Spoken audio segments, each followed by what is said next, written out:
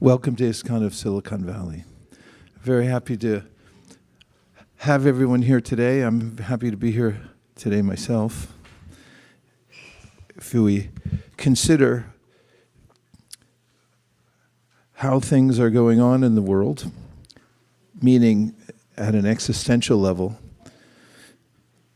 I was noticing this morning how the sun came up at a time I could predict, and I also noticed that there were some bees outside and plants were thriving, and I had a sense of the ways that the Srimad Bhagavatam and the Bhagavad Gita, the ancient wisdom literatures, describe how this stage of the universe, we're in a period of maintenance.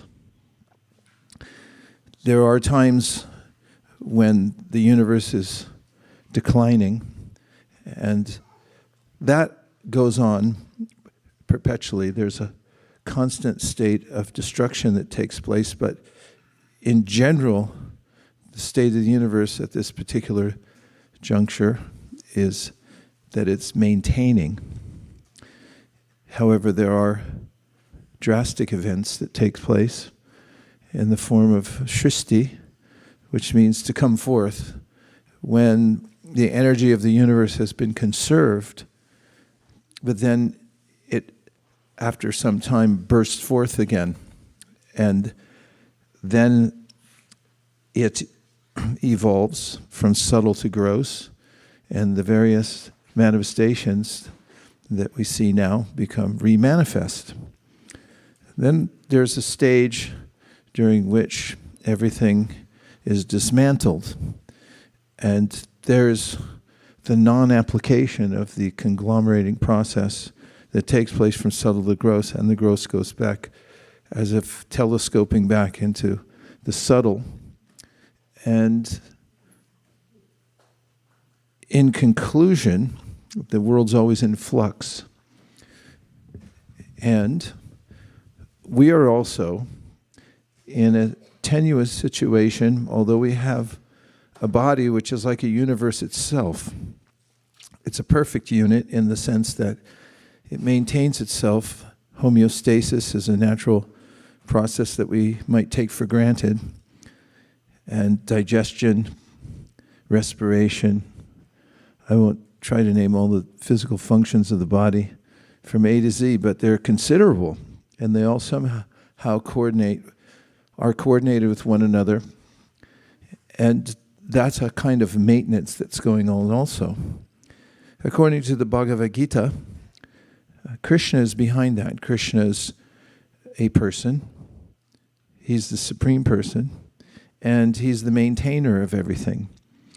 He's also the source of things springing forth, and at the end of the cycle of manifestation, of maintenance, there's also a time when he orchestrates that the material world be reconstituted, recycled. It goes in the recycle bin and gets recreated again. We're in a realm, says Krishna in the Bhagavad Gita, that's subject to these cycles, or to this cycle, which is continuously manifesting, maintaining, and then diminishing and vanishing. It's eternal. That process goes on, has been going on, it will always going on.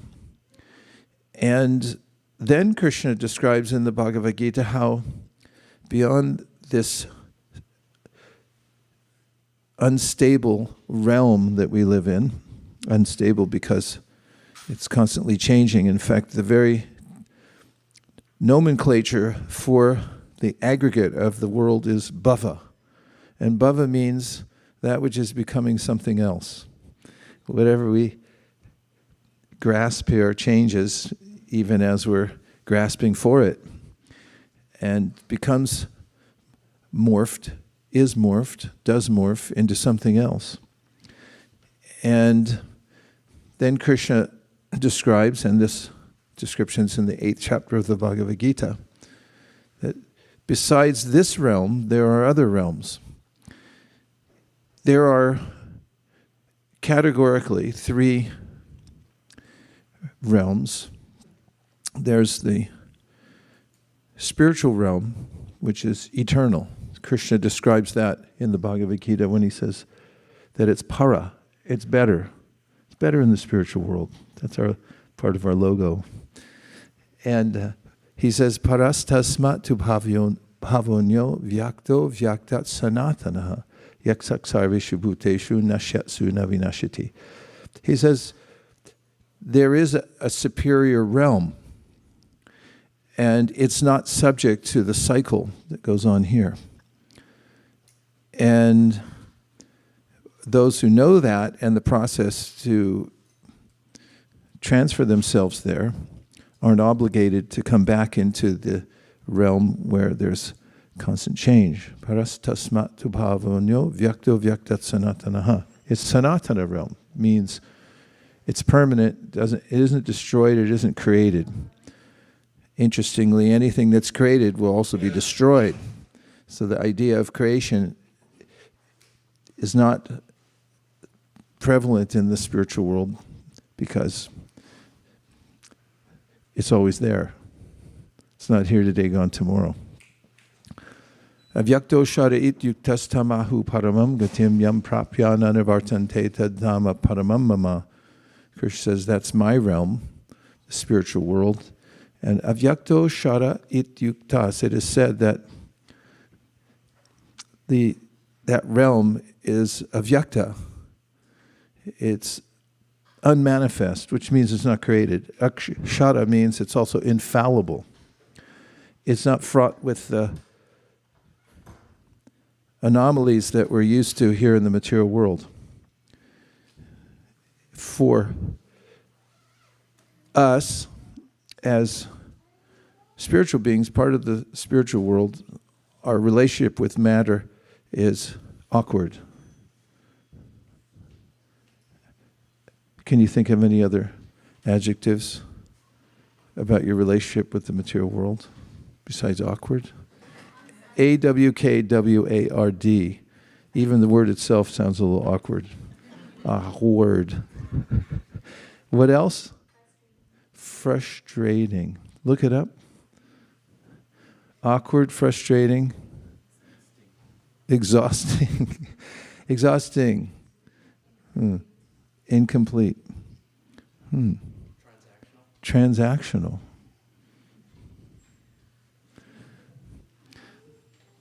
What does frustrating mean? Frustration. They're looking up for a microphone the way a chikora bird might look up for a drop of rain to come from the rain cloud. But so far none has come.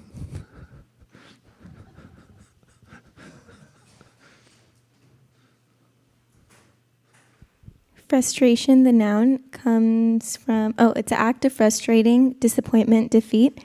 1550s from Latin frustrationem, a deception, a disappointment. Noun of action from past participle stem of frustrare, to deceive, disappoint, make vain. From frustra, in vain, in error, which is related to frus, injury, and harm. Yikes. So it's good to know. And regarding another realm, there's what's called the viraja, which is a demarcation between the realm known as the temporary realm, the material world. The viraja is a neutral zone where there are no modes of material nature, but there's no spiritual variety either. But crossing over that neutral zone, then there's the paravyoma. Para, again, the word supreme. Avyoma means sky. It's really the area, although it's unlimited, of the spiritual world where there are not the same anomalies as in the material world. The anomaly is created because of our juxtaposition of being superior energy, which Krishna describes in the Bhagavad Gita, when he tells about the elements of this world. Bhumir apo analo vayu kamano buddhirevacha ahankara ityame vina prakritirashira. He says there are 8 elements that this material world's made of: earth, water, fire, air, ether, mind, intelligence, and false ego. I guess if you ever took chemistry, you would have preferred that list than all the other stuff you had to memorize. You could have taken a break for a few semesters. And he says, but beyond these gross and subtle material energies, which means they're subject to the process of change, is a superior energy. Bina prakriti rashada, then apareyam. Besides this, he says, apareyam itas tvanyam prakriti vidime param. Shivabhutam mahabaho yayedam jarite jagat. He said, besides these lower energies, binda, he calls them separated. They're separated from the spiritual world. There's another energy which is superior, and it's the conscious entities. Consciousness is categorically different from matter. It's not a product of the combination of matter under any circumstances. They're just categorically different. And it's the spiritual sparks of Krishna, who are also personal, who maintain the material world in the sense that they animate the various bodies and they manipulate the energy so they can move energy around. And because they're categorically different, it's frustrating to work with the lower energy. We can never really be satisfied, you said, incomplete. We always feel incomplete dealing with the material nature because it's infinitely grosser than we are. And a subtle energy cannot feel full satisfaction with the grosser energy. We seek, therefore, subtleties in the way of beauty and various other kinds of aesthetics. But even those on the material level can't fully satisfy us. But there is a way that when we're able to contact the spiritual energy or be reunited with it, be in contact with it, then we feel satisfaction and we also feel complete. So Krishna consciousness is the way in which we come back in touch with the source of everything. And the Ishopanishad describes how the source of everything is a person. It's not an impersonal energy. And as a person, the source of everything is called Avigna and Swarat, which means that our source, the person, or as Prabhupada, our founder, has given the terminology, the Supreme Personality of Godhead, he's fully conscious of everything and everyone. And Swarat, he's also fully independent. He's not dependent on any of us or on any of his energies, rather they're dependent on him. Everything's dependent on him, and everything's resting on him. He says, Matak paratanam nanyat kinchidasti dhananjaya mai sarvamidam protam sutre maniganaiva. That just as pearls are held by a thread, so similarly, he says, everything that you see is resting on me, and it depends on me. That's also confirmed in the Upanishads, Nityo Nityanam, Chaitanas Chaitananam, Eko Bahunam, Yovididhati Kaman, which says that much what I'm saying now, there are many eternals. Each one of us is an eternal. We're a particle of consciousness, part of the Supreme, much like photons coming from the sun are particles. They're the sun, but they're also separate from the sun at the same time, simultaneously one and different. So we have that quality, and we illuminate the body that we're in. And we also have eternality. We also have some cognition. a lot of words around the word cognition. We have consciousness, free will, and so forth, but it's not unlimited like Krishna's is. Krishna's free will is unlimited, ours isn't. And so the Upanishads say nityo nityanam, which means there are a plurality of eternal entities, but there's one supreme eternal, and the rest are all dependent. Nityo nityanam, chaitanas chaitananam. They're conscious, but there's one that's supremely conscious, and there's other that are dependently conscious, dependent on the supreme. Eko bahunam yo vidhati kaman, and there's distinction there made in the second half of the verse that says there's the feeders and the fed. And I have a friend, whenever I'd enjoy a meal with him, afterwards he'd always exclaim, well, Krishna fed us again. And he'd look at me and say, have you ever missed a meal in your life? Of course, there's always fast days, right? That doesn't really count because you did it. I mean, there was lots of prasadam available. It's just we didn't take it. But Krishna's feeding every living being from the ant to the elephant. And therefore, there's this sense in the Upanishads and in the Bhagavad Gita, which is the Gita Upanishad, that there's one supreme person, and then there are unlimited there's an unlimited expanse of dependent living entities, and that's who we are. So now the tricky part comes when the dependent living beings somehow or other get mixed up with the lower energy. And once we're mixed up with the lower energy, it's also Krishna's energy, so it seems pretty nice. But it becomes a source of trouble for us because it feels frustrating. We're also, we feel incomplete when we identify with the nature, the lower nature of the material world.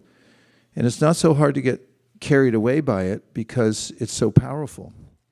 It's one of Krishna's energies, after all. So are we, even though we're superior to the lower energy of the material world, still the aggregate of all the energy of the material world is under Krishna's control. So therefore he says in the Bhagavad Gita, does Krishna, Daiva hi esha gunamayi mama maya duratyaya mameva ye prapadyante mayametam tarantite. That this, he calls it divine energy of mine. He's talking about the material energy. It's difficult or impossible to overcome. But he said there is a possibility to extricate oneself from the frustrating, incomplete feeling of the material nature by coming to Krishna consciousness, or consciousness of Krishna, who's the source of everything and all energies. And that's what we teach here. That's my preface for today. So the metaphor of the sun can be really helpful. I asked Mukaravind Prabhu on the drive over here, because he drove us here today. Thank you, Mukaravind. And Ramani made sure that she normally makes sure it's 71 degrees, but today somehow she wanted 70 degrees, so she usually insists it has to be 71 degrees. I don't know what's with the 70. Things are getting cooler. I asked him what was on his mind, and he mentioned a verse from the Srimad Bhagavatam, which metaphorically describes how to come out of frustration, how to feel complete.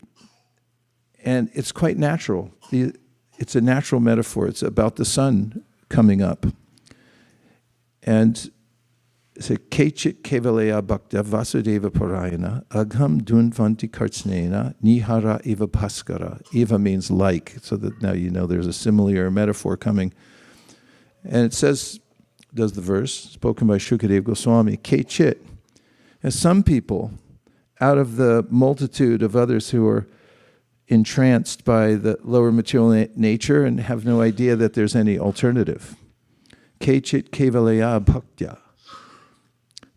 They take to the process of devotional service, which is characterized by which is the tenets of which are hear the topics of the activities in the spiritual world, Krishna's activities with his devotees, and also instructions from Krishna and his devotees. That's hearing. That's the first process called Shravanam. Then Kirtanam means repeating that, or also singing. I was mentioning, I think it was to my wife the other day, that people who sing nicely get famous really fast. Isn't it? I mean, try to think of the most famous people, readily famous in the world. They just sing. And everyone wants to hear them sing. If they can sing something interesting or meaningful or romantic, poetical, then it tends to awaken in people a sense of happiness or engagement. And so kirtan means to sing. And it's quite miraculous. I was singing the other day, and I was thinking, how am I doing this? That is, how do I hear a note or in my head and then contract my vocal cords so it goes to that note? And I thought, and what's making the sound? It's built in here, a little music box. So you can sing. So that's natural. The ears, we naturally hear things. And that's the first process I mentioned. And if we just put ourselves in a situation where we can hear something spiritual, say the great teachers of bhakti, then you'll naturally feel lifted. And then if you can exert yourself a little bit after you hear, and then you sing what you heard. And that's called kirtan. Then comes smaranam, which means you'll remember. And this is key, because as Krishna describes in the Bhagavad Gita, we're subject to our minds. And he gives this dichotomy that the mind can be the friend or the enemy. And he also describes how the reason that we're impelled to accept material conditions is because of our minds and how they're conditioned. And so he tells Arjuna in the Bhagavad Gita in chapter 8, Antakali chamameva smaranukva kalevaram yaprayati samadbhavam yati nasyata shamshayaha, which means that if you're able to remember Krishna when you leave this body, then he said you'll attain the spiritual world. And then he says, Yang vapi smaran bhavam tadatyante kalevaram tam evaite konteya saratat bhava bhavita. That whatever you remember, so you don't remember Krishna, you remember something else, like what? So whatever you're absorbed in is generally what you remember. I wrote it down the other day. I'm going to have to read it to you if I can find it. It's right here in my notebook.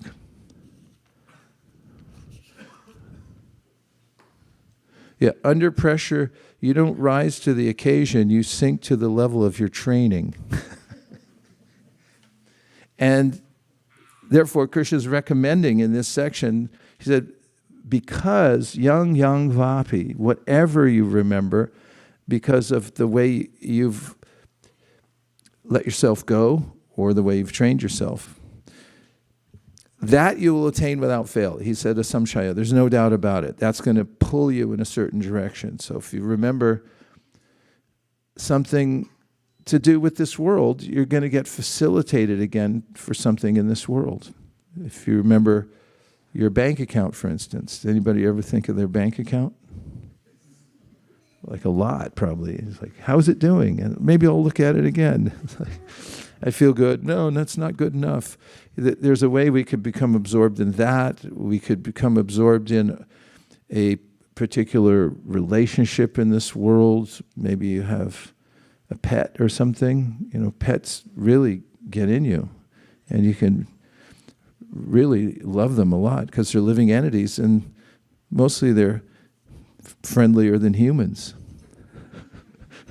and less complicated. Although there are some neurotic pets out there, I got to admit. So he says, whatever you catch on to, and that becomes the main theme of your life, and it's hard to even know until you're tested at the end and say, okay, here, this is it, time to go. That's what you're going to get. So we're self-determining in that way. So he says, Tasmat sarveshu kaleshu mama nusmara yudyacha mayarpita mano buddhir mami vaishyasya samshaya. He said, therefore practice in this lifetime. That's what this is. It's a serious science of consciousness that however you've practiced during this lifetime to associate yourself, what you think of, and very most specifically, because it's called the International Society for Krishna Consciousness. That's pretty clear. We're learning how to hear, chant, and then remember Krishna. And these two things lead to remembering Krishna naturally. If you hear about Krishna, and then you chant about Krishna, like chanting Hare Krishna, for instance, or repeating things you heard about Krishna, then naturally you remember him. So Krishna himself in the Gita says, Tasmat sarveshu kaleshu. Therefore do it all the time. Really be serious about it. I read an article about a woman who was born in poverty, and she was also discriminated against because of her race. But her friends described how she became a highly successful person because of her work ethic. And they said how she wouldn't waste a moment. Like once the bus broke down on the way to school and everybody else waited for an alternative bus, but she walked because she didn't want to miss even a minute. And that was representative of how she conducted herself. So Krishna says, if you want to elevate your consciousness and be transferred to a higher position in your next life, then practice. And how much should you practice? A lot. A lot. Like as much as you can to practice this life. Use every opportunity to practice. So that's what he says in the next verse. Abhyasa yoga yuktena cetasa nanyagamina paramam purusham divyam yati partanu chintayat. That means practice. Abhyasa means practice. And so that's what this International Society for Krishna Consciousness is. It's for those who are serious about improving themselves, and not improving just a little bit, but solving all problems. You could solve the temporary problems, and for a while you might feel on steady ground, but there is no steady ground in this world ultimately. Even for those who would get stable according to material standards. For instance, what are some points about Maslow's hierarchy of needs? There's shelter, is that the first one? Above shelter is some walking around money. You got to have a little cash in your pocket. You have a decent 401k. And these are material amenities that he mentions, psychological fitting in somewhere. All these one can work towards, and certainly Krishna recommends in the Bhagavad Gita, attend to these things so that you do have stability in this world. Don't be lackadaisical, but apply yourself as much as you need so you have necessities. But it's not enough. Any of those will not satisfy us. We have to be fully conscious of God to be happy. So that's going back to the verse I was quoting. Kechit, some people take this up. Kechit kevalaya bhaktiyan. What is it? It's a exclusive focus on our source, Krishna, who's a person. And you can really think of him a lot because he does a lot of things. He's got what's called a lila, or he has activities. He has his own activities. And you can remember those And when you remember them, you can hear about them, remember them, repeat them. Krishna says in the Gita, Janma karma cha me divyam evam yo veti tatvata tyakva deham punarjanma naitima meti sorjana. That if you know about Krishna's position and you know that he's transcendental, and then you learn about his birth, his appearance in the world, and his activities, they're not normal, they're not ordinary, they're divyam, they're divine. And if you remember those, and become acquainted with them, and that's what you're absorbed in, then when you leave this body, you'll not have to take birth again in the material world. So I'll just finish this verse, and then we can have some discussion. Kechit kevalaya bhaktya vasudeva parayana. So what this indicates is that in the process of Krishna consciousness, you don't need to add anything else. Do you have enough oxygen? No, there's not enough oxygen in this room. It's maybe, where's Ramani? You should be watching the temperature somewhere. Ramani, we're going to put her, as soon as she's able, I'm going to put her in charge of the atmospheric conditions everywhere in the temple. Ramani, I'm going to give you some service. You want to make sure the temperature is correct in all the different rooms, okay? Not just your car, but all the rooms. 71, I know, that's your thing. Can someone check where we are now? Are we above the Ramani level? What? It's 72. Ramani, get it on 71. Take her over there and make sure. This is her new service. She's good at it too. See, watch. Fixed. So Kechit Kevalaya Bhaktya 6.1.15. Kechit Kevalaya Bhaktya Vasudeva Parayana. And this specific, this is a statement from the Bhagavatam that we can take with us. Is that Kechit, some people, that's all of you, because that's why you came here. Kechit Kevalaya Bhaktya. So Kevala Bhaktya means that you only need one thrust in your life, and that's bhakti. Bhakti is very specific. It comes from the root word bhaj. It means to worship, to give your heart to, your mind to, one place, and that's Krishna, the Supreme Personality of Godhead. Kechit Kevalaya Bhaktya Vasudeva, that's the name of Krishna. Vasudeva means he's everywhere, so you're not going to have FOMO if you take Krishna consciousness. In fact, you'll have JOMO, the joy of missing out on all the stupid stuff in the material world. And Vasudeva Parayana, and Parayana means, this is very important, Parayana means all you need are the basic tenets of bhakti. You don't need anything else. You don't have to get, what's that, Aflac insurance? You know Aflac with the duck? Aflac. You get, I don't know about it so much, I just know the Aflac duck. And that you get insurance, but then you need auxiliary insurance. With Krishna consciousness, Vasudeva Parayana means that's all you need. It's all covered. No extra insurance policy, which I hate to alarm anybody, but I'm not going to be able to get that anymore anyway. Vasudeva Parayana. Then he says, here comes the metaphor. Agham dunvanti kartsneya nihara iva bhaskara. A bhaskara means the sun. So like the sun, when the fog is covering our vision, and even pedestrians have a hard time when it's dense fog. There are pile-ups on the freeway, flights are canceled. 600 flights were canceled in Delhi at the beginning of the year. Do you know that?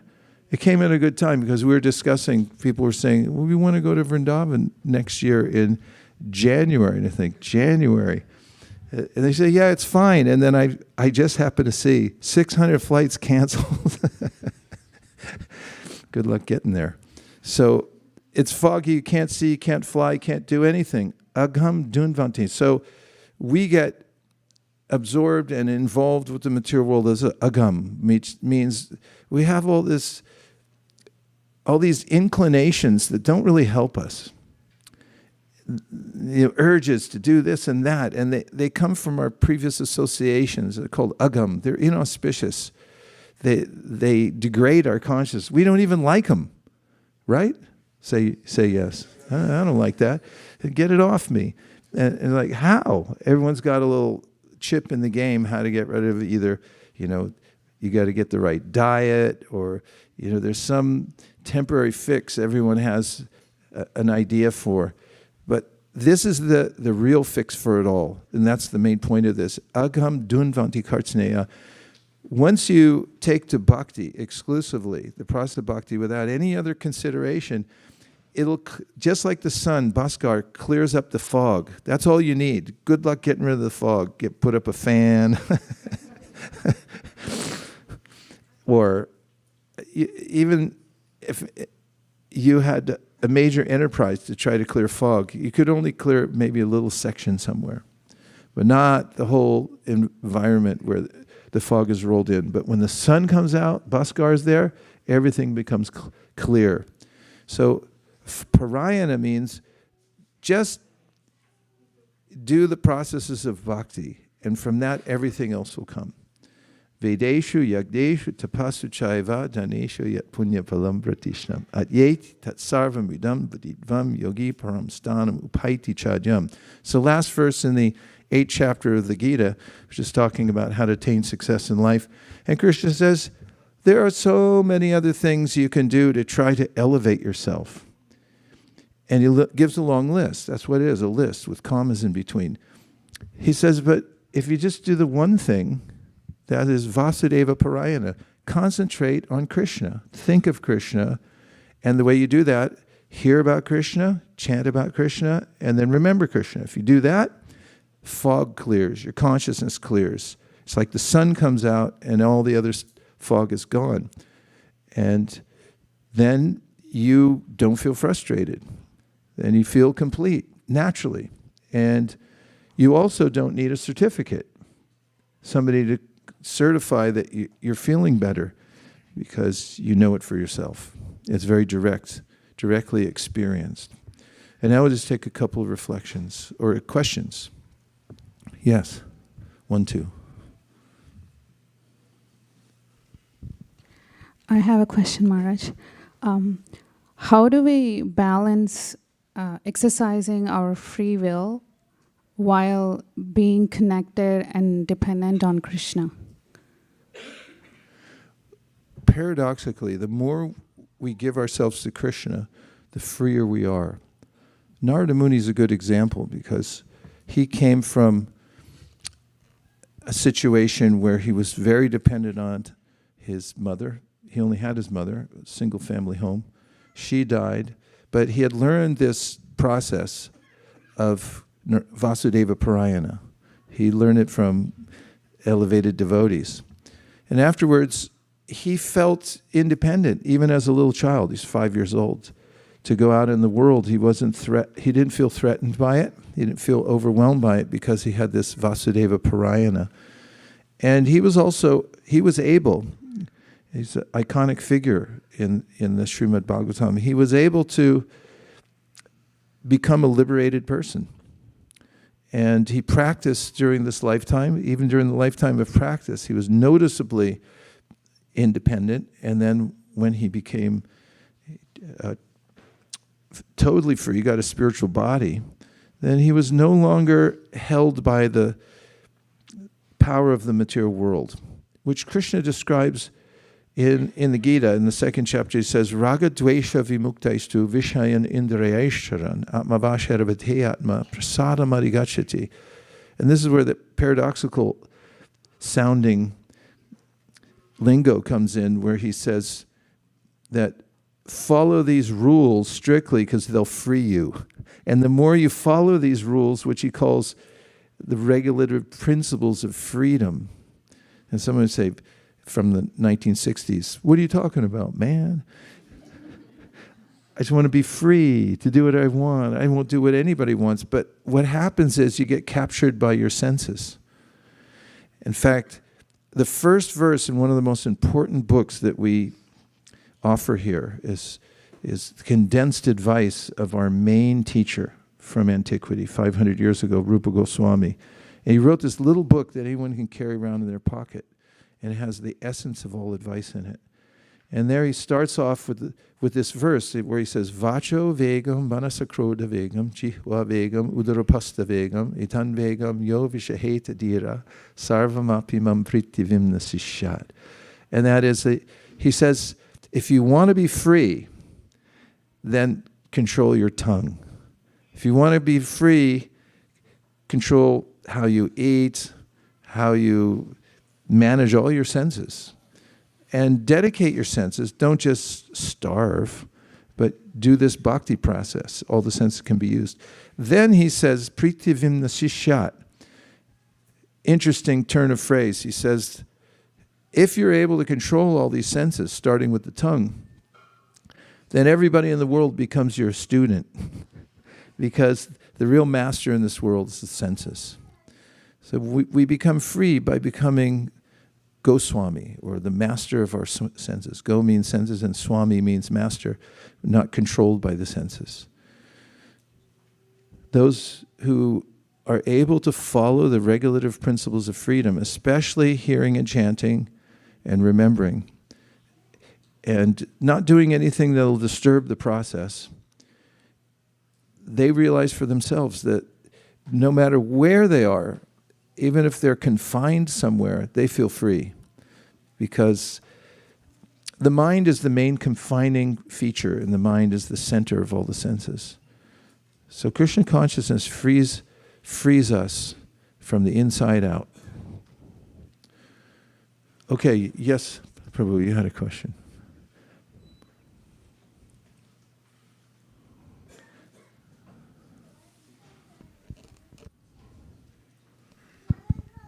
Hare Krishna, Prabhu. Hare Krishna. So my question is about balance. Like I have a hard time finding, like you mentioned, like independence and interdependence. Like, you know, understanding that, you know, if we do bhakti and have that focus for Krishna, everything will be provided. But then again, you also mentioned things like, you know, Maslow's hierarchy, where you have these relationships, mostly around relationships, like, you know, friends and family and other things that you need to be in this world. So how do you balance those where I know that everything's within me, but then I also need these relationships and things in the world to really be a functional human being? It's such a good question. Because relationships are tricky, aren't they? Yes. Please say yes. Yeah, relationships are tricky because people are tricky. We're a combination. Each human is a soul, no doubt about that, but also a body. And the body has anomalies itself, what to speak of the mind, and there's differences of opinion between one person and another, naturally, because we're individuals. That's one of the exciting aspects of Krishna's creation. There's a lot of uniqueness. In fact, everything's unique. There's not one thing that's not unique. In fact, that's what my name means. Vaisesika means, it's a name for Krishna, which means he's created everything in a unique way, and no one thing's the same as another. That's why we have slight differences of opinion at every moment. And so, how do we balance all this? Generally, there has community, starting with community. Community means, it comes from the root common. There has to be a common purpose. That's why if you go to Apple, for instance, they have a common purpose, and that's to promote Apple products. We know this because when you check in, they make sure you're not going to talk about Intel or anybody else. You have to sign a thing. I'm not going to say anything about any of it because this is our common purpose here, is to promote our products, nobody else's. And when you have a relationship with somebody, the more you can have a common understanding that you're working towards a worthy goal together, then the more the relationship can hold together despite the differences, to have an overarching goal. Therefore, when people decide they want to get married, I and also my wife recommend that do a little research about one another. We have this process called premarital education, where you look and you match up all the different values that you have and ideas about what's important to you and so forth. kind of like a corporate merger. People just don't willy-nilly say, hey, you want to join companies? And like, yeah, sure, why not? Next thing you know, I don't like your balance sheet. And you want to check those things first. And it's important, according to Rupa Goswami in that same book, he said that check those relationships that you have now and see if they're worth your while. Because if you have relationships in which you're not harmonizing and you're also not being encouraged to reach your ultimate goal, then you might want to either externalize those or separate yourself from them altogether. Externalize, by externalize I mean there are some relationships you can't get out of, right? Yes. Yeah. So with those, the Srimad Bhagavatam says, okay, you have to show up, we understand. So if somebody says this, that, the other thing, you say, yes, sir, very good, sir, sounds great. And you do your duty, but you don't internalize it, you externalize it. And for those who are confidential, who have something in common with you in the realm of Krishna consciousness, they're very eager to hear about Krishna and speak about Krishna and so forth. You internalize those, and that's called guyam. Guyam means you make it like, that's my heart connection, is this person over here and that person over there, because we have this common idea that main purpose of life is to become conscious of Krishna. And then despite your differences, which I've noticed because in the international side for Krishna consciousness, it's international. And generally when you go to other cultures, you'll find, oh, how do I fit in here? But Krishna consciousness transcends the cultural differences to the degree we're Krishna conscious, that is. And we find that you'll find, if you get a round the world ticket and you just stop in all the places around the world where people are in a community culturing Krishna consciousness, you'll find a common thread and an agreement and some harmony in the relationships, despite the fact that you might be from a completely different culture. You'll fit in because you're part of a culture of Krishna consciousness. So that's one of the secrets to harmonizing relationships, and being in balance is a important topic also, just in general. Understanding what balance is. Balance doesn't mean you're perfectly still. It means that you're pulling back to the center. For instance, if I stand up right now and stand on one foot, should I do it? No, he's saying don't do it. Okay, if I stand up and I stand on one foot, no, I'm going to do it. Let's see. Ta-da! Now, my ankle is twitching back and forth. I don't know if you could see it, but I'm going a little over this way. Now I'm coming back to the center. It's not still at all. Now watch me close my eyes. It gets more. Whoa! You said don't do it, I know. This is balance. And while I'm standing here and I'm standing on one leg, still it's twitching back and forth. It's going amazingly. I don't even know how it does it. But it holds me. So in our lives, now it's also notable that when I closed my eyes, then I really started to tip. So there's a way in which when you have a long-term vision for your life, that's sort of like your seeing power, it gives you context, then it's much easier to balance. But even then, you're still going to go like this. And one of the ways that you learn to balance is catching your balance over and over again. For instance, there's a bocce ball court in Washington Park that I walk through every day. And most of the time, there's a few days when I walk through that I don't feel like it, but it's a 2x4, really is what it is. So it's 2 inches.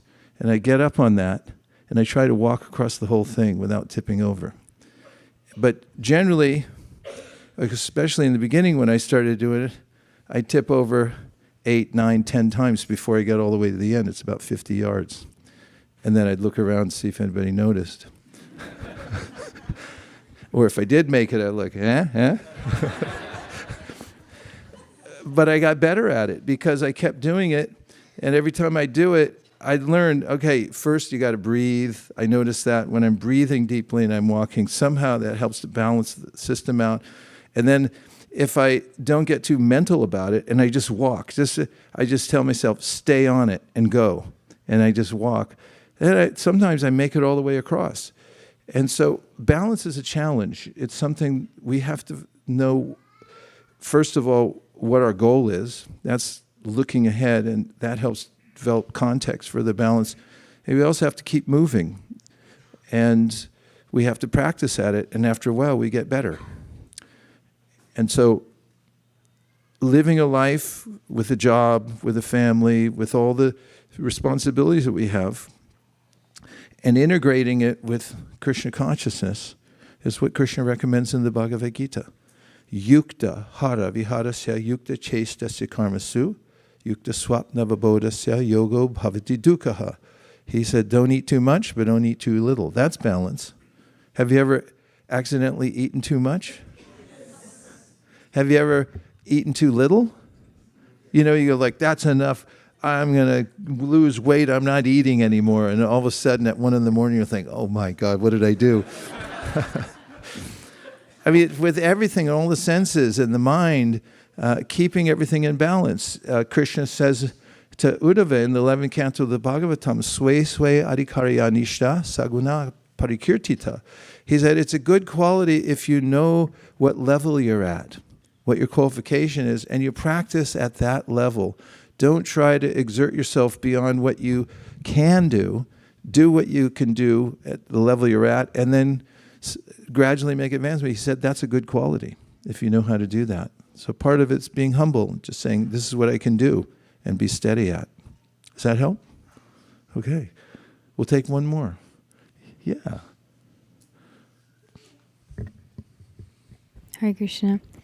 I was wondering why there's such an emphasis on remembrance at the time of death. Is it that what we remember at the time of death is assumed to be the culmination of our life's practice, or? Yes, it is a culmination. And the philosophy behind that is that the world comes from God. God's the ultimate well-wisher of everyone and everything. And his policy is to accommodate. So his energies have that feature that they accommodate. Anything you want, they'll fulfill your desire. And the world's responding to our desires. If we have a need, we have a need, the needs will be fulfilled. That's there in the world. If you're thirsty, there's water. If you're hungry, there's fruits on the tree. Everything's provided for here in this world. Tasyaiva hetu pariteta kovido, na labite yad brahmatamu parida. Therefore, Bhagavatam says, you don't have to try so hard. You know that? It's artificial standard to work so hard just to feed yourself. He said, look, check out the ants. They have no union. They have no, I don't know what else. They don't have a contract, huh? They don't have a college degree. Yet they're consummate engineers, and they get everything done. It's all provided by nature. Because nature is all accommodating, because Krishna is all accommodating. And the world's programmed to respond to us conscious beings and say, what do you want? How can I serve you? And when you are leaving from one body going to the next body, material nature then, shotram chakshu sparshanam cha rasanam granam evacha atishtayam manaschayam vishayanu pasevate. Material nature says, okay, what do you want? It's like you punched it all in. Ever bought an Apple computer and you go on, probably the same for all of them, you go on and you choose all the features you want online before you go buy it? Is that I want this much RAM, I want this much storage space, I want this much of power in the chip and all that kind of stuff. So what we want when we're leaving the world, it comes as a force, it's a wave. And the thrust of that is right out there in the open. It's presented. The material nature says, yep, got it. Got your order. It's all locked in. And Shotram, Chakshu, Sparshanam, Cha, it's mentioning, okay, here's the kind of nose you need. Here's the kind of ears you're going to get. You just dial them up, and the material nature responds. So that has to do also with our free will. As Krishna, he's saying, whatever you want, I'll respond to that. Therefore, if you decide you just want me, and you become Krishna conscious, then you rise to that level. And you'll be impelled. We are impelled by our consciousness. We are even now. We're impelled by our consciousness, right? If you develop habits, for instance, let's say, I don't know, I'm trying to think of a habit that's not too embarrassing. Yeah, sleeping's definitely a habit. But I'm trying to think of things that might be add-ons that we really do. Walking, yeah. Oh, that's a good habit. I'm trying to think of bad habits, actually. Scrolling, yeah. That one's pretty universal. And procrastinating, scrolling. So there's so many things. Once you get used to it, you get in a habit, it pulls you. And that's the same thing that happens when you leave this body. The same thing is happening now. You just get pulled. It's not that much different. You can notice it now. It's like, what am I pulled towards and what can I get free from? And so material nature is just like on the internet. If you look up backpacks, doesn't matter where you go. You can go on a website about Shakespeare. All of a sudden, 5 backpacks will show up. It's like, how about this? How about that? And the material nature is just like that. It's like that same algorithm that whatever you look at something, dhyayato vishayam pumsam sangasteshu prajayasya, like, yeah, maybe that, you know. And then you look away, and then later on, it keeps coming back to you. It said, you said maybe that. Here it is. You want it, you want it, you want it. And partly that's for us to rise above. Because when we exert our will so powerfully, where we say that, I don't want any of this. I'm categorically finished with everything in the material world. I'll live here peacefully, but I'll use everything for Krishna, and I'll engage myself in Krishna consciousness all the time. Tasmat sarveshu kaleshu. And then you're compelled, but in a different way, towards Krishna. Like, you don't want to be anywhere else except for where the Bhagavatam's going on, the recitation, right? Say yes. Yeah, that's true of you. And so you become more and more like that. And then you have this way that you're just being pulled to Krishna.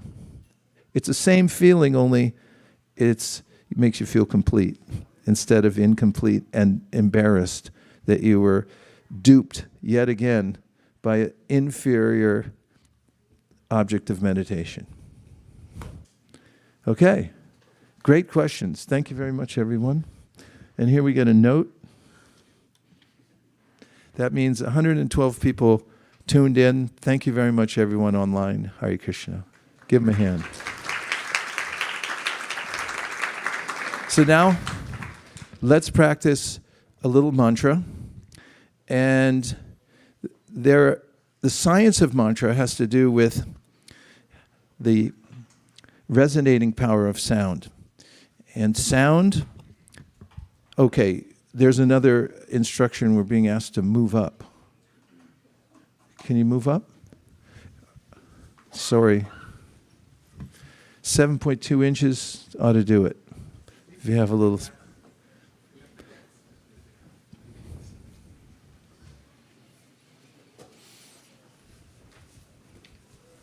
Thank you.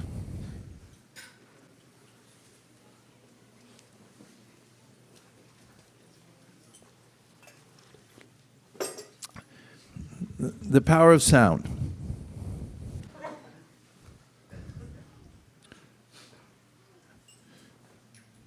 Okay?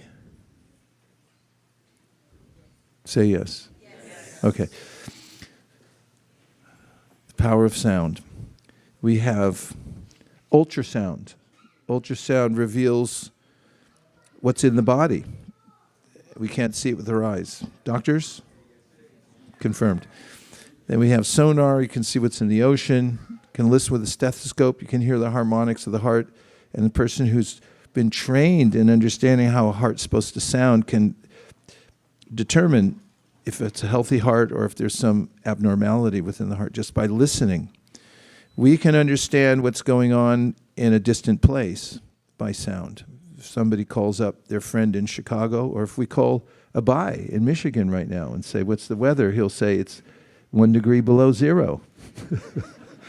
And we'll know what it's like in Michigan right now. So sound is informative. It shows us what we can't see with our normal vision. And the Vedas say, anavriti shabdat. That means that you can uncover yourself and you can free yourself from the unwanted habits and the flow of your consciousness going toward matter. And you can change that by sound. It's the process of hearing spiritual sound. And it also, the Bhagavatam describes how we have sound within us. And did you know that the Bhagavatam, the 11th canto, describes how the vibration Om, has anybody heard that before? Here, let's try it.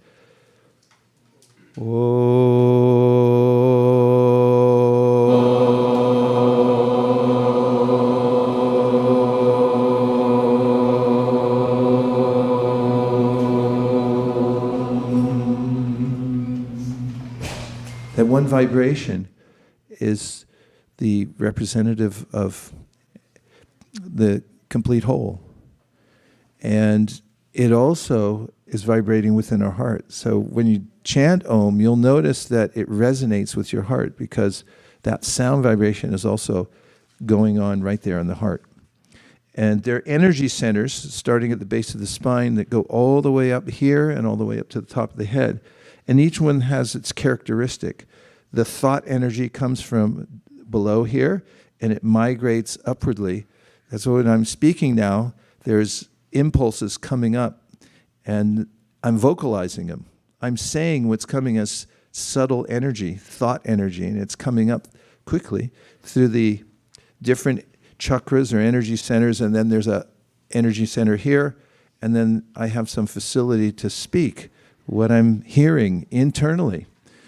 So we're interconnected with the outside sound of the mantra and the inside sound of the mantra, and we can harmonize those. Now, the science of Krishna consciousness, as taught by Sri Chaitanya Mahaprabhu, it's been taught for millions of years, but he emphasized this for our present age.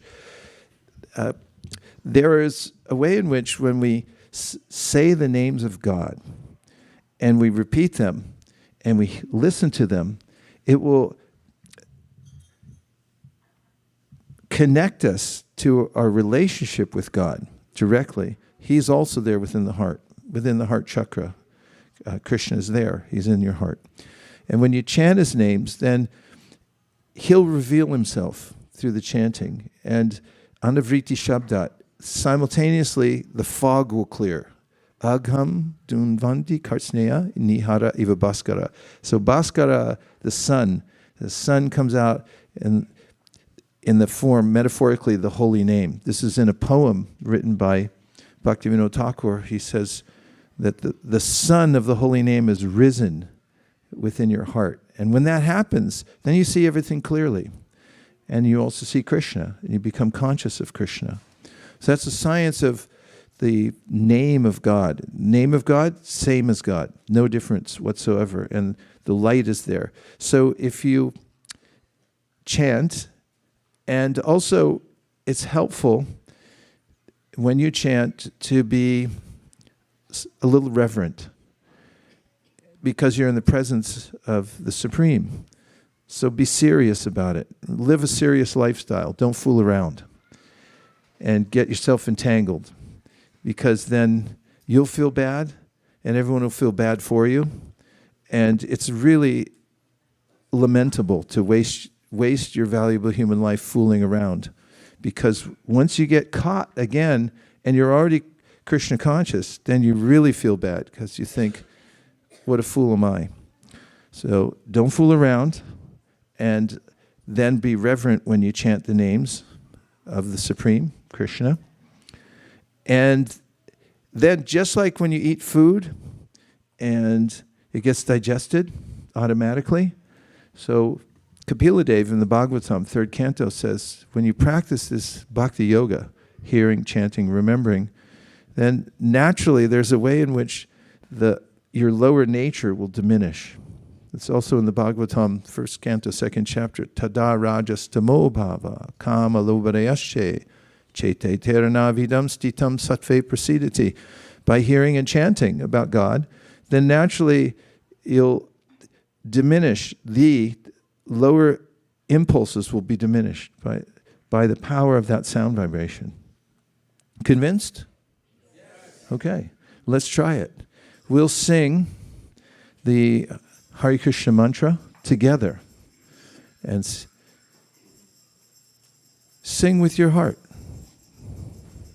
Nama Om Vishnupadaya Krishna Preshtaya Bhutale Srimate Bhaktivedanta Swami Niti Namine Namaste Saraswate Gauravani Prashanete Shunyavani Pashyate Shatani Jaya Shri Krishna Chaitanya Prabhu Nityananda Shri Advaita Gadadhara Srivasadi Gaura Bhaktivinoda Hare Krishna Hare Krishna, Krishna Krishna, Hare Hare, Hare Rama, Hare Rama, Rama Rama, Hare Hare.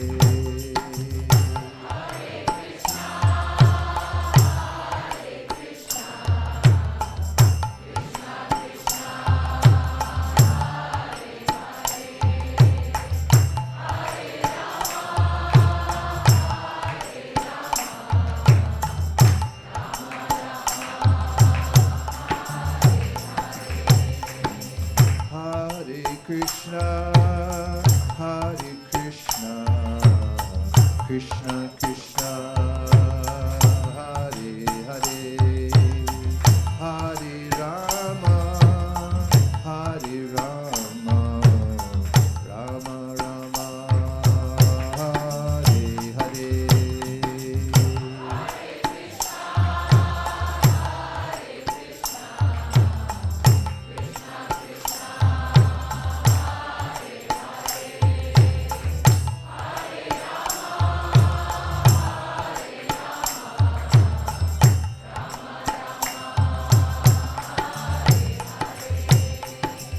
Hare Krishna, Hare Krishna, Krishna Krishna, Hare Hare, Hare Rama, Hare Rama, Rama Rama, Hare Hare.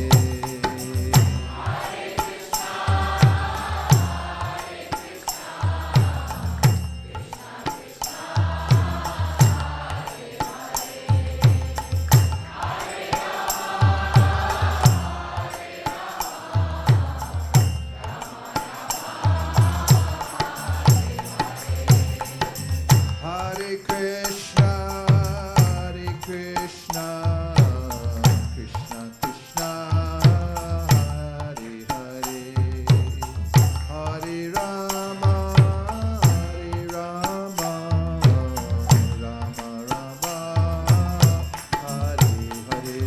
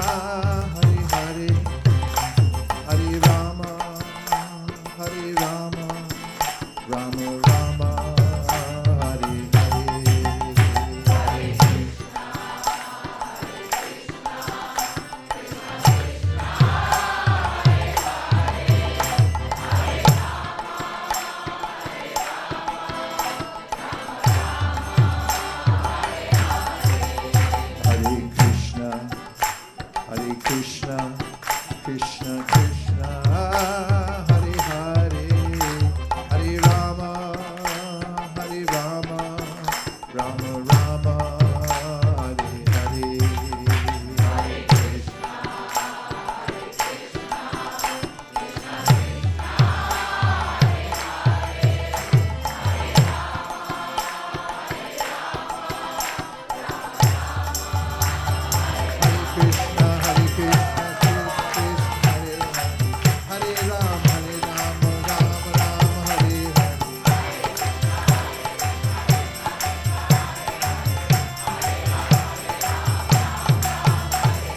Hare Krishna, Hare Krishna, Krishna Krishna, Hare Hare, Hare Rama, Rama Rama, Hare Hare.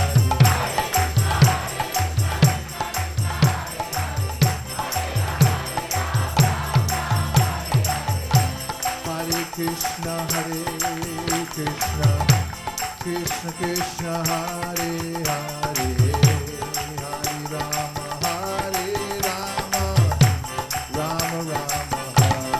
Hare.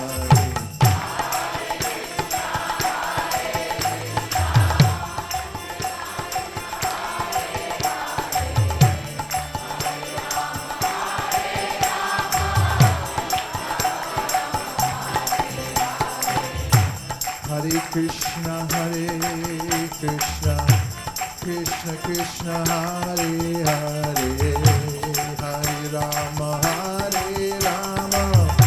Rama Rama, Hare Hare. Hare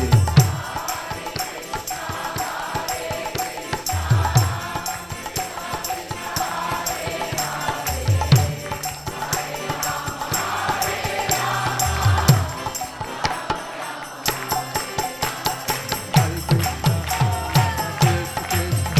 Hare, Hare Rama, Rama Rama, Hare Hare. Hare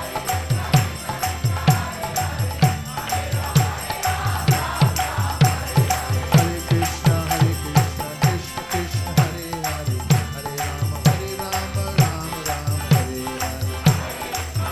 Hare. Nitai Gaur Hari Bol, Hari Bol, Nitai Gaur Hari Bol.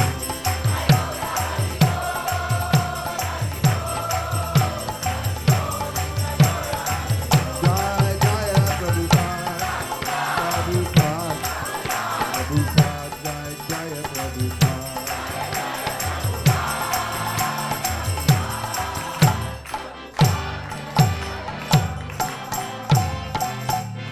Jai Gaur Prem, Shri Harinam Sankirtan ki, Harinam Mantra ki, Shri Harinam Prabhu ki, for everybody in Mountain View ki, everybody in Bay Area ki, everybody in America, North America, South America, Europe, Eurasia, Russia, Australia, Africa, Antarctica, India, all over the world. Nitai Gaura Hari Bol, Hari Bol, Hari Bol, Nitai Gaura Hari Bol.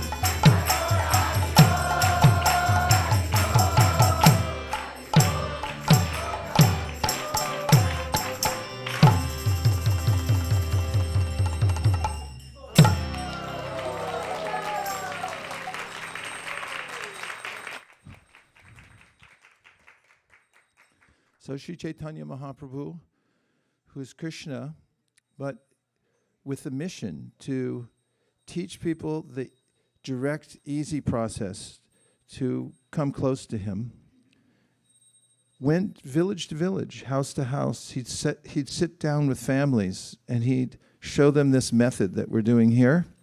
And he's called this the Yuga Dharma. And that's by chanting with your family, with your friends, get the neighborhood involved, then naturally everyone would come to this level of Krishna consciousness very directly by chanting. And he said it's like cleansing the mirror of your heart. And he also said that it puts out that fire of anxiety that we all have, that we feel like we're being burned by because so many obligations, and then death is stalking us, and we don't know what's going to happen to our loved ones, to all the treasure that we've gathered, what might happen. This burning sensation diminishes and then is extinguished by this chanting. One feels very naturally that I'm satisfied.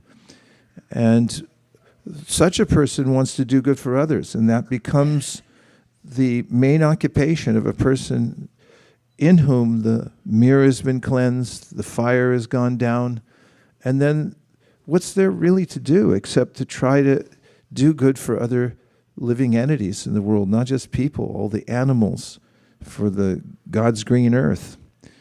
And therefore, Chaitanya Mahaprabhu said, try to make this vibration popular everywhere. Make the Hare Krishna chant popular. And our teacher and the founder of this organization, we call the founder Acharya, because he set by example. He came on a sea voyage on a very unluxurious cruise to America. And he did the same thing as Chaitanya Mahaprabhu. He just went from one village to the next, and he sat down with whomever would sit or stand and listen. And by the chant itself, those who listened became interested. It means their hearts were cleansed gradually. They got more information, and then they wholeheartedly practiced. And then it spread like a fire around the world. It went from one village to the next. Those who had heard it went and taught the chant to other people. And then it got spread everywhere. There's a great need for this in the world.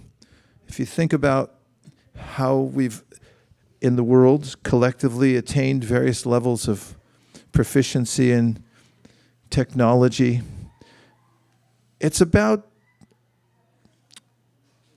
we can ascertain that even if we make things go a little bit faster, it's not going to satisfy us. In fact, now there's a worry, maybe we have too much technology. It's too smart. Now it's going to outsmart us. People are worried. Now you're telling me. There's all types of science fiction movies about AI robots taking over our lives and stuff, and that's not too far from the truth. So going back to the basic roots of the teachings of the Vedas, everything's included in this chanting. So if you organize your life around it, then you'll find a natural improvement in your consciousness, and you'll want to do more. And we have here this organization. We have this core center, but we have satellites all over the Bay Area. We have in San Francisco, we have in Santa Cruz, we have in San Jose, we have in Davis, we have in Sacramento, and Santa Rosa. And then we have multiple homes. Many of the homes of our congregation are bigger than this temple anyway. So they're opening their homes to have Hare Krishna programs. And whatever environment you like, you don't have to come to a temple or this temple, but you can find any of the satellites where you feel naturally inclined and you like the association there. But the main thing is to chant Hare Krishna. And then read books like Bhagavad Gita and Srimad Bhagavatam, and the other ones I recommended today. I said the Upadeshamrita. All these are available on our book tables, and you'll have your own bona fide spiritual practice, and you'll make the world a better place. And now we're going to have the main event of the day, which is a Hare Krishna dance festival, dance party. And so we're going to roll up this rug. We're going to take the seats that we're all sitting on and place them in the box back there. And we're going to assemble back here for the Hare Krishna dance party of the century, or of the year, since it's January 19th. And then after that, a couple quick announcements, and then we're going to feed everybody, not just who's here, But anybody in, where are we? Mountain View, San Mateo County, Santa Clara County. Call your friends, put it out on the internet. We'll feed anybody who comes down here. And if we run out, we'll cook more. We're up for it. Thank you very much, everybody. We'll see you on the dance floor in about 2 minutes. Hare Krishna. Gaur Premanande Haribo.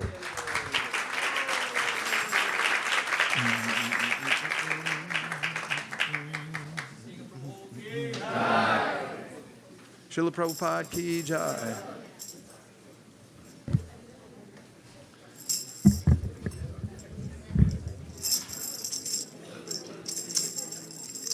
Hare Krishna, Hare Krishna.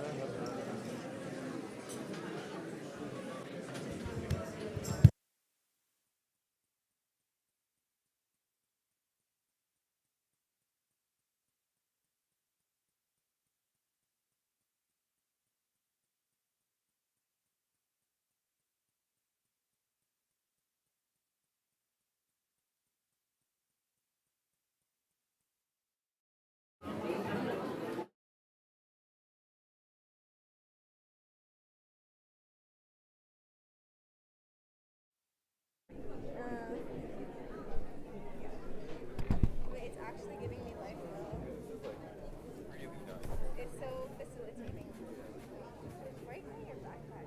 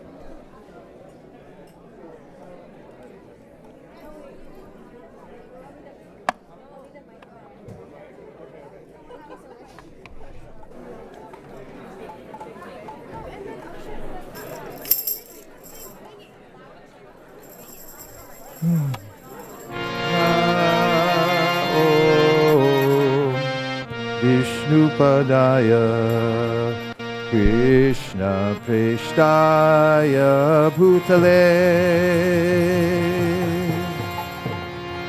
Srimate Bhaktivedanta Swami Niti Namine. It's all you.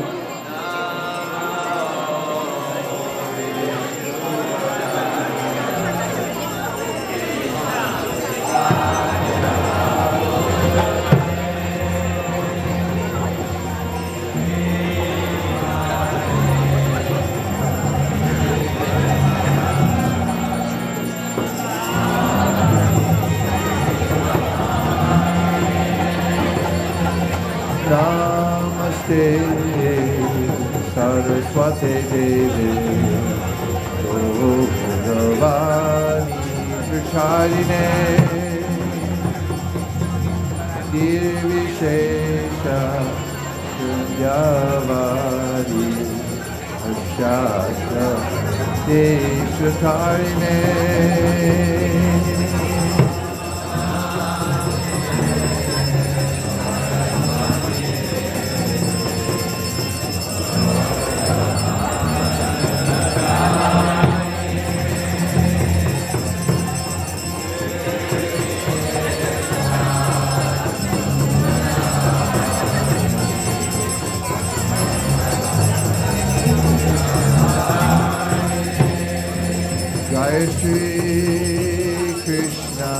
Chaitanya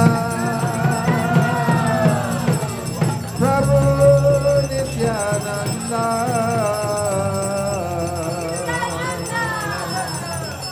Shri Advaita Gadadhar Srivasari Gaura Bhakta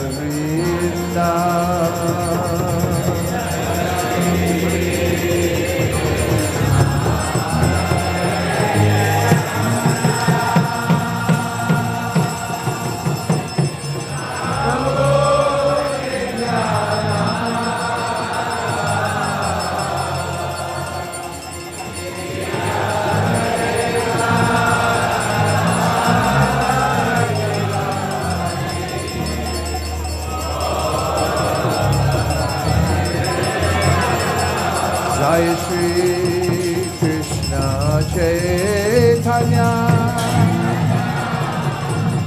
Prabhu Nityananda Shri Advaita Gadadhar Srivasadi Gaura Bhakta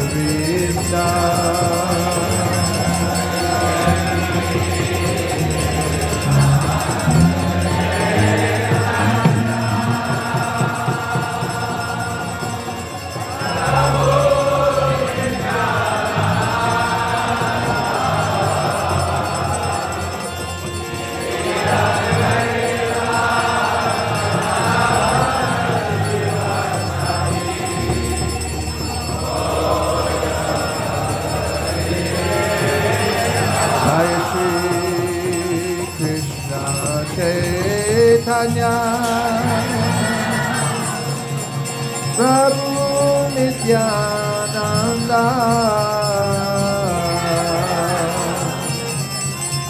Shri Advaita Gadadhar Srivasadi Gaura Bhakta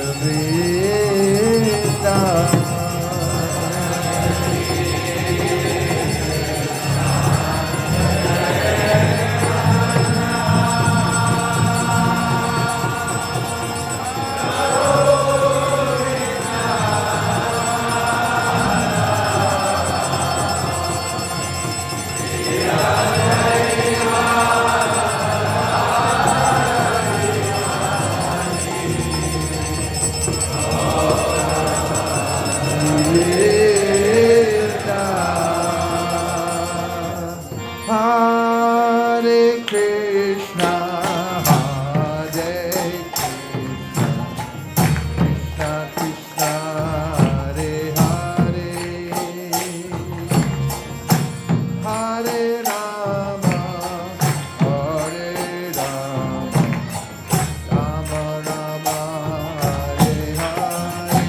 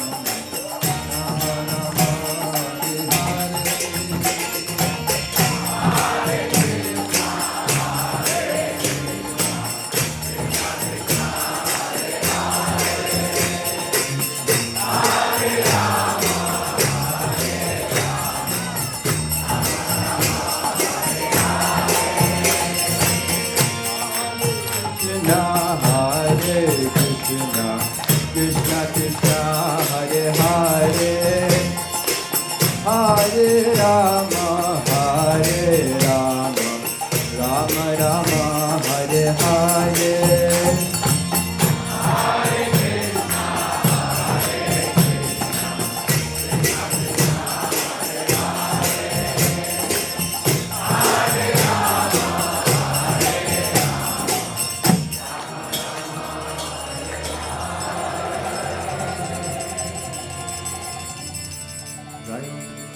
Paramahamsa Parivajacharya Stotra Shatashi Srimad, His Divine Grace Srila Bhakti Vedanta Swami Srila Prabhupada Ki Jai. Jayom Vishnupad Paramahamsa Parivajacharya Stotra Shatashi Srimad Srila Bhakti Siddhanta Saraswati Thakur Ki. Namacharya Srila Haridas Thakur Ki. Prem Sakho Shri Krishna Chaitanya Prabhu Nityananda Shri Advaita Gadadhar Shivasadi Gaura Bhakta Vrinda Ki. Shri Shri Radha Krishna Gopa Gopinath Shyamakun Radhakun Giri Govardhan Ki. Shri Vrindavan Dham Ki. Shri Navadvip Mayapur Dham Ki. Shri Jagannath Puri Dham Ki. Ganga Mai Jamuna Mai Ki. Tulsi Devi Bhakti Devi Ki. Samaveta Bhakta Vrinda Ki. All glories to the assembled devotees. All glories to the assembled devotees. All glories to the assembled devotee. All glories to Sri Sri Guru and Gauranga.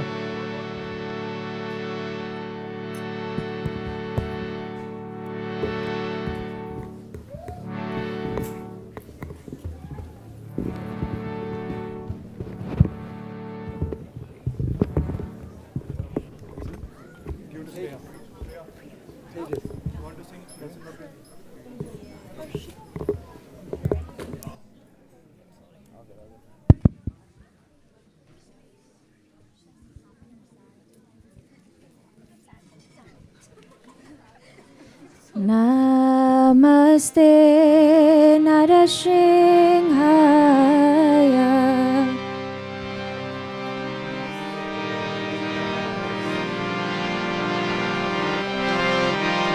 Namaste Narasimhaya.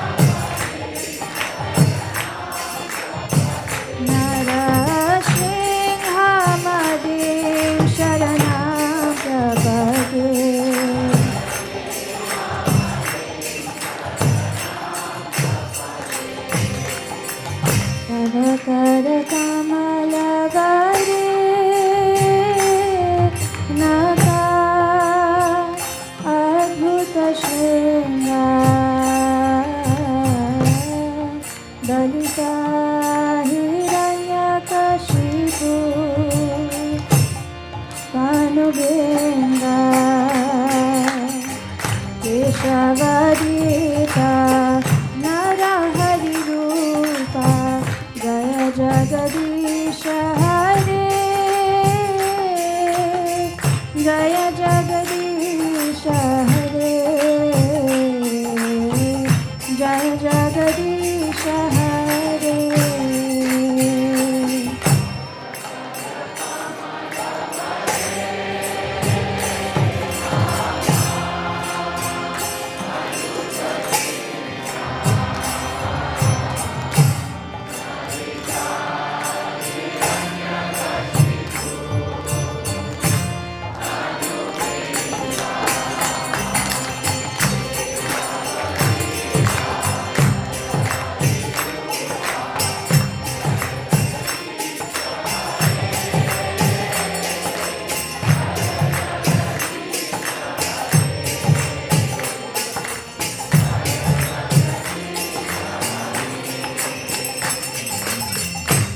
केशवदीता नरहरिरूपा जय जगदीश हरे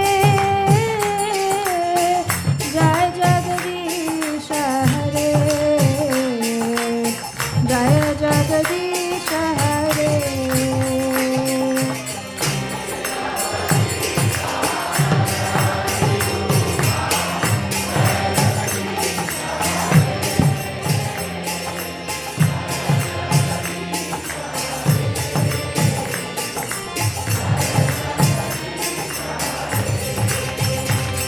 जय जगदीश हरे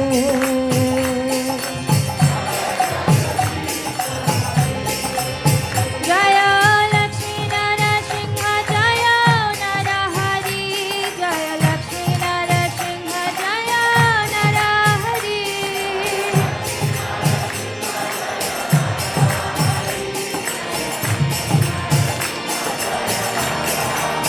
जय प्रहलाद महाराज प्रहलाद महाराज प्रहलाद महाराज जय प्रहलाद महाराज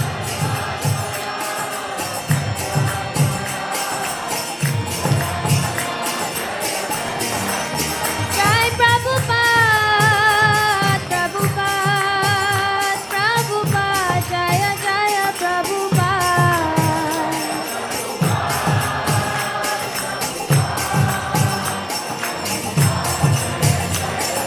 नीताय गौर हरि बोल नीताय गौर हरि बोल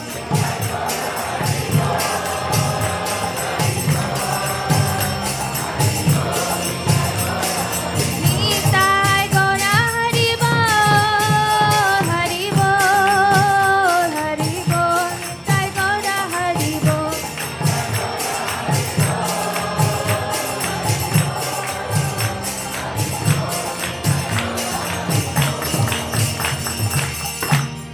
We will continue kirtan for just another 10 minutes. Hare Krishna, Krishna Krishna, Hare Hare, Hare Rama, Hare Rama, Rama Rama, Hare Hare.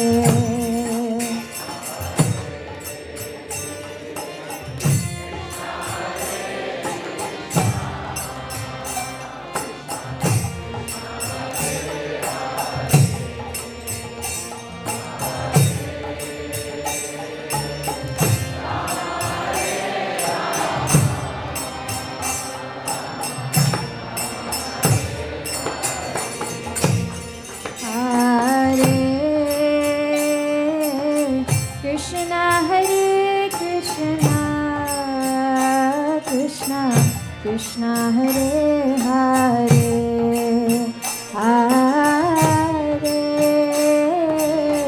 Rama Hare Rama, Rama Rama Hare Hare.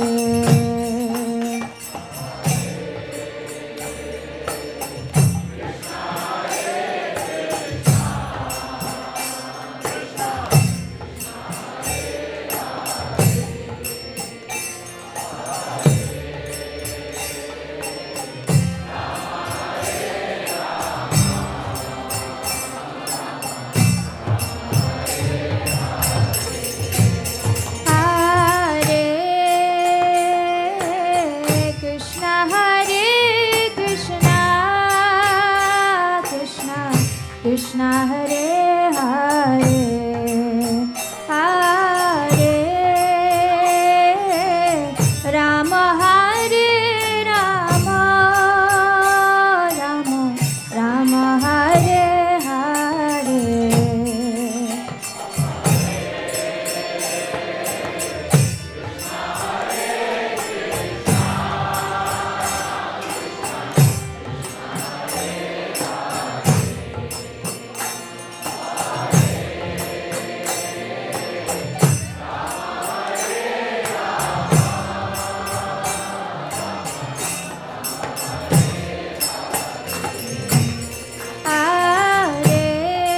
Hare Krishna, Hare Krishna, Krishna Krishna Hare Hare, Hare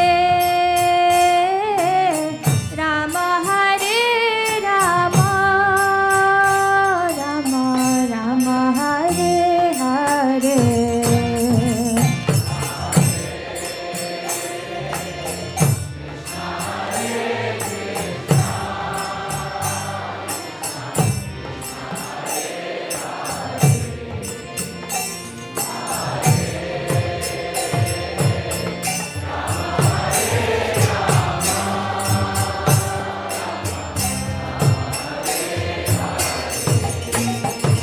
Hare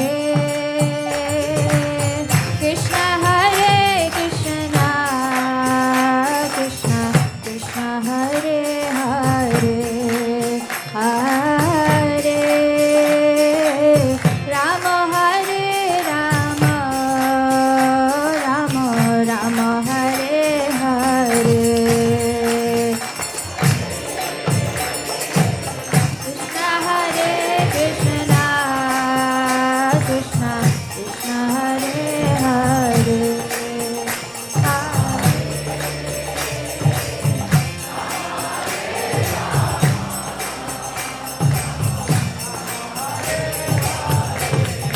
Hare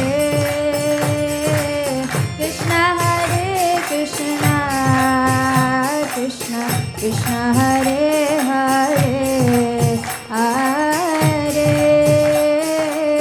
Rama Hare Rama, Rama Rama Hare Hare.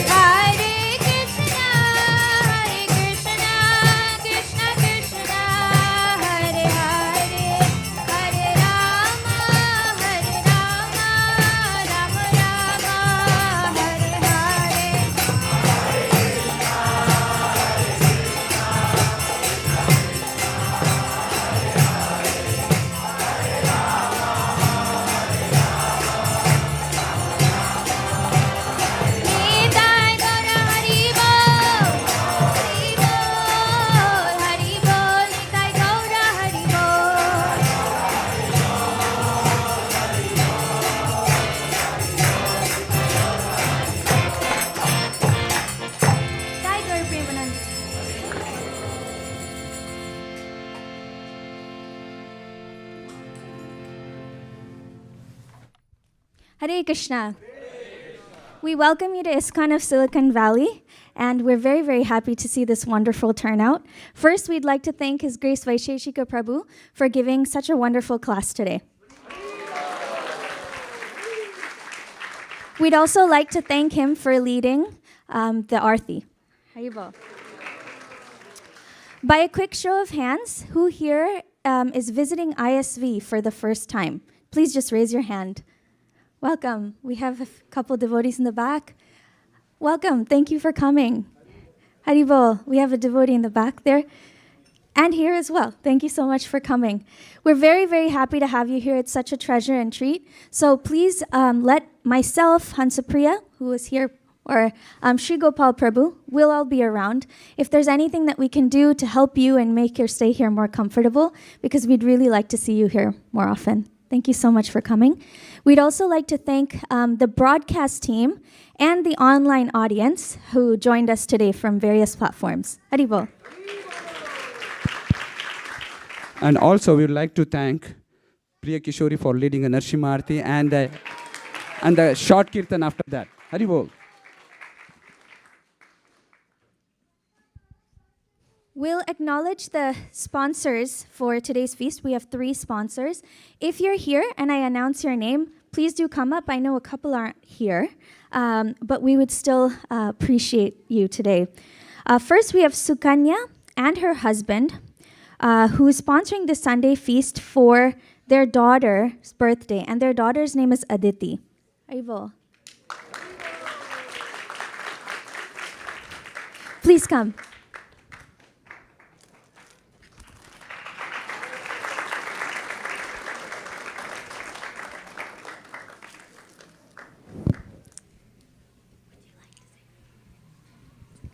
Hare Krishna. Thank you everyone for your priceless association, and I am forever grateful for everything on this ISV community. Please keep us in your prayers. Thank you. Do you want to say Hare Krishna? I can say she's shy. Thank you. I'm getting a special gift. Aditi can take the special gift. Say Hare Krishna. These are some Mangalarti sweets. Haribol. Next, we have Janaki Nath Prabhu and Labanga Latika Mataji, who are sponsoring the Sunday feast on a very special occasion that their daughter has delivered a baby boy whose name is Rishi and who is also called at home as Rishikesh. Haribol. They weren't able to join us today because the baby's still very small. So we would like to thank Prabhu Mataji and the new baby Rishikesh for the sponsorship. Haribol. And the last sponsor we have is Shyamala Kishore Prabhu, who is sponsoring today's feast. Prabhu, are you here? Shyamala Kishore Prabhu. No? Okay, we'll give you your sweet right after. Next, we have the announcement of the cooks. Arna, please.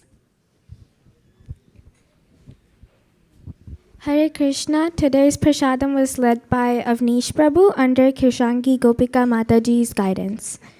There was a mix of adults and youths today in the kitchen, which include Yogadish Prabhu, Vishal Prabhu, Tejas Prabhu, Shasta Sar Prabhu, Surya Kant Prabhu, Parul Mataji, Sharad Bihari Prabhu, Sakala Sukant Prabhu, Nitai, Vedant, Atyant, Ritvik, Shreya Mataji, Shyam Sundar Prabhu, Niral Prabhu, and many more who we thank for helping out in the kitchen today.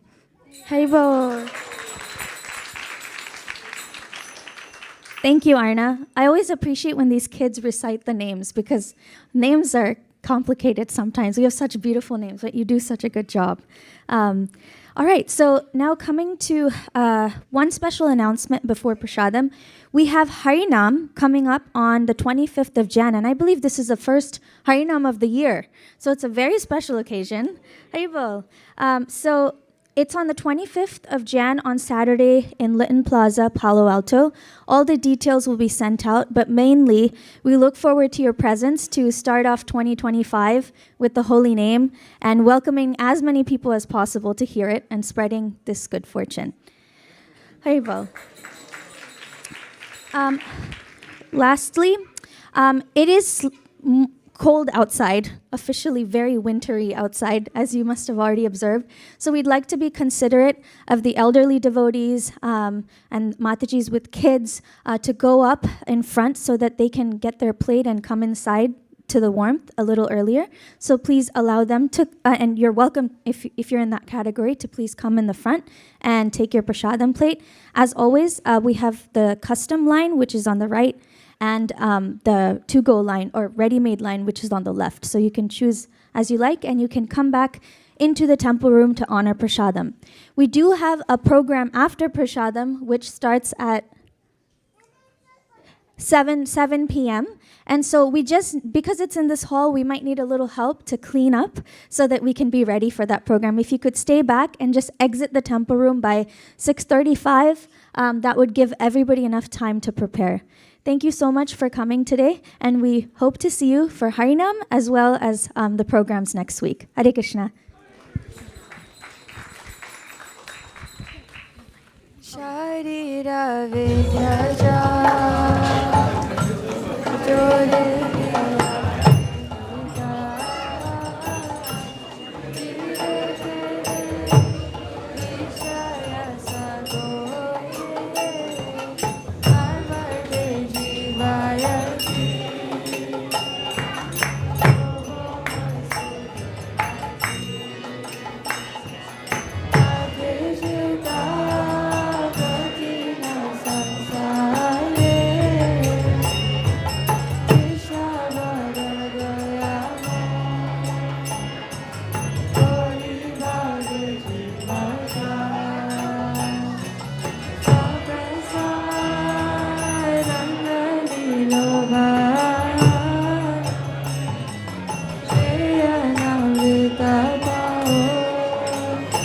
Shri Radha Krishna